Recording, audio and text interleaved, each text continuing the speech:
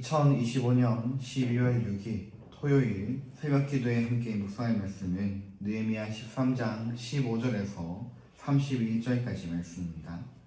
느헤미야 13장 15절에서 31절까지 말씀입니다. 제가 봉독해 드리도록 하겠습니다. 15절입니다.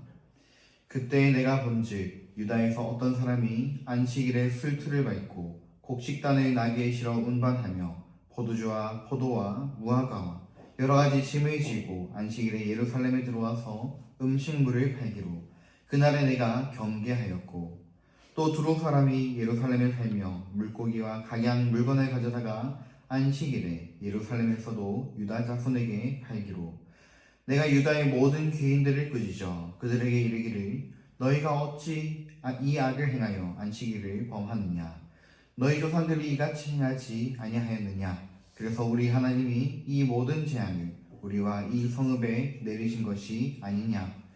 그럼에도 불구하고 너희가 안식일을 범하여 진노가 이스라엘에게 더욱 심하게 임하도록 하는도다 하고, 안식일 전 예루살렘 성문이 어두워갈 때에 내가 성문을 닫고 안식일이 지나기 전에는 열지 말라 하고, 나를 따르는 종자 며칠 성문마다 세워 안식일에는 아무 짐도 들어오지 못하게 하였으므로 장사꾼들과 각양 물건 파는 자들이 한두 번 예루살렘 성 밖에서 잠으로 내가 그들에게 경계하여 이르기를 너희가 어찌하여 성 밑에서 자느냐? 다시 이같이 하면 내가 잡으리라 하였더니 그 후부터는 안식일에 그들이 다시 오지 아니하였느니라. 내가 또 레위 사람들에게 몸을 정결하게 하고 와서 성문을 지켜서 안식일을 거룩하게 하라 하였느니라. 내 하나님이여, 나를 위하여 이 일도 기억하시옵고 주의 크신 은혜대로 나를 아끼시옵소서. 그때 내가 또 본즉 유다 사람이 아스돗과 암몬과 모압 여인을 안으로 삼았는데, 그들의 자녀가 아스돗 방언은 절반쯤은 하여도 유다 방언은 못하니 그 하는 말이 각 족속의 방언이므로 내가 그들을 책망하고 저주하며 그들 중 몇 사람을 때리고 그들의 머리털을 뽑고 이르되 너희는 너희 딸들을 그들의 아들들에게 주지 말고 너희 아들들이나 너희를 위하여 그들의 딸을 데려오지 아니하겠다고 하나님을 가리켜 맹세하라 하고, 또 이르기를 옛적에 이스라엘 왕 솔로몬이 이 일로 범죄하지 아니하였느냐? 그는 많은 나라 중에 비길 왕이 없이 하나님의 사랑을 입은 자라. 하나님이 그를 왕으로 삼아 온 이스라엘을 다스리게 하셨으나 이방 여인이 그를 범죄하게 하였나니, 너희가 이방 여인을 아내로 맞아 이 모든 큰 악을 행하여 우리 하나님께 범죄하는 것을 우리가 어찌 용납하겠느냐? 대제사장 엘리야십의 손자 요야다의 아들 하나가 호론 사람 산발랏의 사이가 되었으므로 내가 쫓아내어 나를 떠나게 하였느니라. 내 하나님이여, 그들이 제사장의 직분을 더럽히고 제사장의 직분과 레위 사람에 대한 언약을 어겼사오니 그들을 기억하옵소서. 내가 이와 같이 그들에게 이방 사람을 떠나게 하여 그들을 깨끗하게 하고, 또 제사장과 레위 사람의 반열을 세워 각각 자기의 일을 맡게 하고, 또 정한 기간에 나무와 처음 익은 것을 드리게 하였사오니 내 하나님이여, 나를 기억하사 복을 주옵소서. 아멘. 오늘 본문은 느헤미야의 개혁을 계속해서 소개하고 있습니다. 어제 우리가 살펴본 대로 느헤미야는 성벽 재건을 완료하고 잠시 바사의 수산에 돌아갔습니다. 그런데 어떤 일이 벌어졌습니까? 성벽 재건의 여운이 채 가시기도 전에 이스라엘 백성들은 또다시 그들의 조상이 넘어졌던 그 죄에 넘어지게 되었습니다. 그 조상들의 범죄함으로 인해 많은 고초를 겪었음에도 불구하고 그새 그것을 잊어버리고 똑같은 죄를 범한 것입니다. 다시 돌아온 느헤미야는 이스라엘 백성들의 죄를 지적하고 잘못된 것을 되돌렸습니다. 이처럼 성벽이 완성된 기쁨, 그리고 하나님께 대한 감사로 가득 차 있던 이 이스라엘 백성들이 다시 죄악으로 돌아가는 것이 정말 한순간이었습니다. 오늘 본문에서도 느헤미야의 개혁은 계속됩니다. 이스라엘 백성들이 지금 어떻게 하고 있습니까? 오늘 본문을 보니까 안식일 규례를 제대로 지키지 않고 있었습니다. 안식일에 술틀을 밟고 곡식단을 나귀에 실어서 운반을 하였습니다. 그리고 예루살렘 성 안으로 들어와서 음식물을 팔기도 하였습니다. 안식일에 금지된 노동을 함과 동시에 생업 활동을 한 것입니다. 또 이방인이 예루살렘에 살면서 안식일에 이스라엘 사람들에게도 물건을 판매합니다. 느헤미야는 이렇게 안식일 규례를 지키지 않는 이 이스라엘 백성들을 꾸짖고 믿을 만한 사람을 성문에 세워서 안식일에 아무 짐도 가지고 들어오지 못하게 하였습니다. 그리고 성벽 밖에서 잠자는 장사꾼들도 모두 다 쫓아내었습니다. 안식일에 금지된 행동을 하지 못하도록 그 뿌리까지 다 뽑아버리는 것입니다. 이후 23절부터는 또다시 이방 민족과 통혼한 이스라엘 백성들을 책망하였습니다. 느헤미야가 이전에도 몇 차례나 이를 금지하고 되풀이하지 않도록 하였는데 또다시 이런 일이 벌어졌습니다. 심지어 대제사장 엘리야십의 손자 하나도 산발랏의 사이가 되었습니다. 느헤미야는 이 일로 분노하여서 그들을 책망하고 또 벌을 주었습니다. 이처럼 느헤미야의 개혁은 한 번으로 끝나지 않았습니다. 이후에도 계속해서 잘못된 것을 바꾸고 말씀과 멀어진 삶을 개혁하는 그런 삶의 연속이었습니다.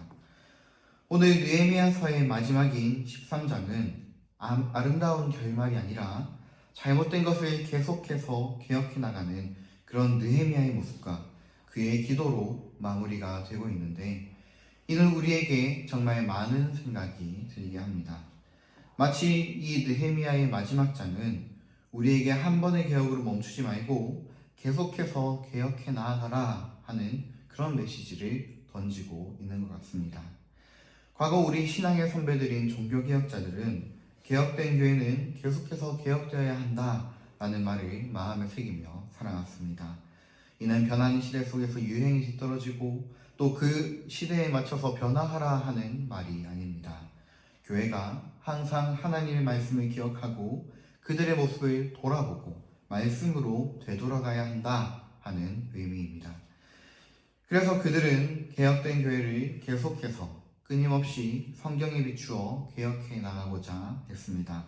말씀이 변해서가 아니라 이 땅의 교회는 여전히 부족함이 많이 있기 때문입니다. 따라서 이 신앙을 이어받은 우리 역시 느헤미야가 그랬던 것처럼 그리고 종교개혁자들이 그랬던 것처럼 날마다 우리의 삶의 모습을 그리고 교회의 연약함을 개혁해 나아가야 합니다. 이를 위해서 우리는 항상 말씀을 비춰 우리 자신을 돌아볼 뿐만 아니라 말씀이 말씀하는 대로 우리의 삶을 바꾸어 나아가야 합니다. 우리가 돌아보아야 할 부분들이 몇 가지가 있는데 오늘 느헤미야가 백성들에게 안식의 규례를 잘 지키도록 개혁한 것처럼 우리는 먼저 우리의 예배의 모습을 돌아보아야 합니다. 물론 형식적인 예배의 부분들도 중요하고 말씀에 맞추어 개혁해 나아가야 하지만 하나님께 예배하는 우리의 자세를 먼저 개혁해 나아가야 하겠습니다. 주일에 하나님 앞에 나오는 우리의 자세는 어떠합니까? 세상 일에 마음을 두고 정말 하나님께만 우리의 마음을 집중하고 있는지 또 하나님께서 예배 가운데 임재하고 계심을 정말로 믿고 있는지 우리가 돌아보아야 할 것입니다. 또한 우리의 이 교회 공동체, 우리 교회 공동체도 돌아보아야 합니다. 느헤미야의 개혁은 성벽을 다시 세우는 것뿐만 아니라 그 성벽 안에 공동체를 개혁하는 것까지 나아갔습니다. 이처럼 우리는 이 공동체가 하나님 말씀에 반하고 죄를 짓고 있는 것은 아닌지, 함께 말씀을 공부하고 알아가는 일에 힘을 쓰고 있는지, 또 공동체가 말씀에 따라 올바른 질서를 따라 질서를 갖추고 나아가고 있는지 살펴보아야 하겠습니다. 비록 이 땅의 교회가 완전해질 수는 없겠지만 그럼에도 말씀이 요구하는 대로 함께 질서와 거룩함을 지키도록 우리가 힘쓰고 노력해야 할 것입니다. 그리고 마지막으로 우리 자신의 삶을 개혁해 나아가야 합니다. 우리의 가정에서, 일터에서, 그리고 우리들의 삶의 모든 모습이 정말 우리 하나님께 합당하게 드려지고 있는지 살펴보아야 할 것입니다. 오늘 이스라엘 백성들의 모습을 보면 세상의 법칙에 타협하는 모습을 볼 수가 있습니다. 느헤미야가 그렇게나 이방 민족들과 섞여 살지 말라 이렇게 가르쳤는데도 불구하고 이스라엘 백성들이 그들과 섞여 살았던 이유는 섞여 살지 않으면 그 삶이 힘들어졌기 때문일 것입니다. 이러한 느헤미야의 가르침은 오늘날 우리에게 이 세상의 법칙을 따르지 말고 타협하지 말고 살아가라 하는 그런 가르침으로 적용될 수가 있을 것입니다. 조금 우리가 힘들고 어려울지라도 이 세상의 법칙, 이 세상의 그 방식들을 따라가지 말고 우리가 거룩함을 지키는 것입니다. 세상은 피해를 입었을 때 그 사람을 복수하라 이렇게 하는 것을 당연하게 여기지만 우리는 그리스도의 은혜를 입은 자로서 이것을 용서할 줄 알고 악을 선으로 갚을 줄 알아야 하겠습니다. 그리고 세상 사람들이 다 똑같이 편법을 쓰며 살아간다 하더라도 우리는 편법을 쓰지 말고 말씀대로 정직하게 행하는 것입니다. 이것이 도덕적으로 옳아서가 아니라 하나님께서 이런 거룩함을 기뻐하시기 때문에 우리가 이런 것들을 행하는 것입니다. 이처럼 말씀에 비추어 살아가는 삶이 바로 하나님을 기쁘시게 해드리는 그런 삶이며 이런 삶을 우리가 살아가도록 날마다 우리 삶을 말씀에 비추어 보고 우리의 삶을 개혁해 나아가야 하는 것입니다. 그러므로 성도 여러분, 오늘 이 느헤미야의 말씀, 이 교훈을 마음에 새기며 우리도 이것을 실천해 나갔으면 좋겠습니다. 오늘 새벽에 우리 함께 이것을 위해서 기도하면 좋겠습니다. 오늘도 말씀 가운데 날마다 우리의 삶을 비추어 봄으로 우리의 잘못을 깨닫게 하여 주시옵소서. 그리고 말씀으로 개혁할 수 있게 하여 주시옵소서. 이러한 기도 제목으로 기도하시고 한 번의 개혁으로 만족하는 것이 아니라 계속해서 끊임없이 말씀으로 돌아가고 끊임없이 우리 자신을 돌아보는 우리가 되게 해달라고 기도했으면 좋겠습니다. 또한 우리의 예배, 우리의 공동체, 그리고 우리 자신의 모습들을 계속해서 돌아보는 오늘 하루가 되시기를 바랍니다. 이를 위해 성령 하나님의 도우심을 구하는 저와 여러분들 다 되셨으면 좋겠습니다. 오늘의 공적 기도 제목 가지고도 기도하겠습니다. 오늘 토요일 교회 학교를 위한 기도 그리고 주일을 위한 기도입니다. 모든 유치부로부터 시작해서 청년부에 이르기까지 모든 어린 영혼들이 하나님을 바로 알고 하나님 말씀 가운데서 잘 자라날 수 있도록 기도해 주시고 또 하나님께 온전히 드려지는 주일 예배가 될 수 있도록 마음을 정리하는 오늘 하루가 될 수 있도록 해달라고 함께 기도하겠습니다. 교회에 연로하신 분들과 육신의 연약함으로 병상 중에 있는 성도들을 위해서 그리고 또 개인의 기도 제목으로 기도하시다 돌아가시면 되겠습니다. 기도하겠습니다.